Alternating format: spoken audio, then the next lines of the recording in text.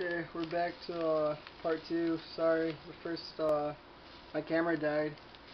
But back to where we were. This one should be the 1 pound.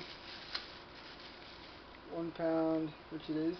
2011 1 pound copper, .999, fine USA. It's a pretty nice size. It actually looks really nice. There's a good weight to it, even though it is 1 pound. But this is the Liberty one. Oops, sorry. Here it is. And then this one should be the 1 kilo. It's pretty heavy. Look how nice it looks. 2011 1 kilo copper, .999 USA. Look at the thickness to that. It's pretty nice. Yeah, I think I'm gonna start collecting more copper, getting into it.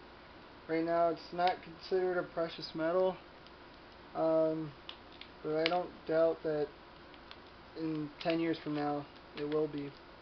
I'm gonna start collecting the pennies too. I'm starting to collect them prior to 92, because a lot of the 92 pennies were copper, or they started changing them to less copper, but 92, I collect all 91 or less pennies, because they have 95% copper in them.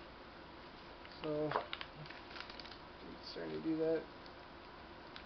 I can't really afford gold or platinum or palladium or rhodium, so I just collect silver and start getting into copper, and hopefully get enough of it so when it does become like silver, we have a lot of it. Yep, thanks a lot.